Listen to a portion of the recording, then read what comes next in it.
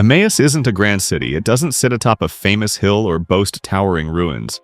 In fact, historians still debate its exact location. But what makes Emmaus unforgettable isn't its geography. It's what happened there just hours after Jesus rose from the dead. It's where confusion turned to recognition, where despair transformed into hope. And it all unfolded on an ordinary road during an ordinary walk. It was the third day after the crucifixion. Two of Jesus' followers were walking from Jerusalem to a village called Emmaus, about 7 miles away. Their hearts were heavy. Everything they had believed in seemed shattered.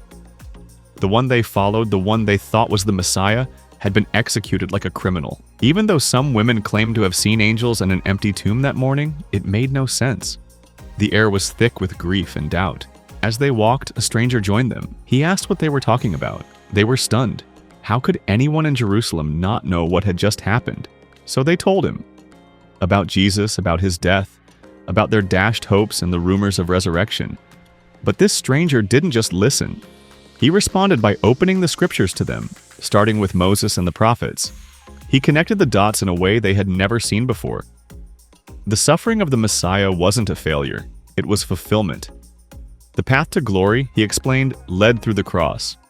They didn't recognize him. Not yet. When they reached Emmaus, the two disciples urged the stranger to stay. It was getting late, so he came in, sat down at the table, and took bread. He blessed it, broke it, gave it to them, and in that moment, something shifted.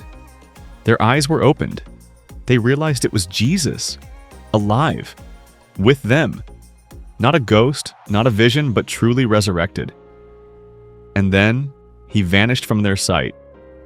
The shock of that realization ignited something deep inside them. "Were not our hearts burning within us," they said, "while he talked with us on the road and opened the scriptures to us?" Even though it was night, they rushed back to Jerusalem to tell the others. That's how powerful the encounter was. It couldn't wait. Emmaus is more than just a place. It represents the journey from misunderstanding to revelation, from sorrow to joy.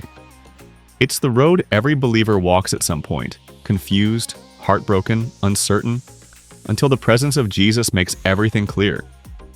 And notice how it happened, not in a temple, not during a miracle, but during a walk, a conversation, a meal. That's the brilliance of Emmaus. It teaches us that divine encounters can happen in the most human moments, when we're walking home, pouring out our thoughts, or sitting down to eat. Today, pilgrims visit the village of Emmaus Nicopolis, one of the traditionally identified sites where ruins of a Crusader-era church still stand. Other candidates for the location include Abu Ghosh and El-Qubeibeh.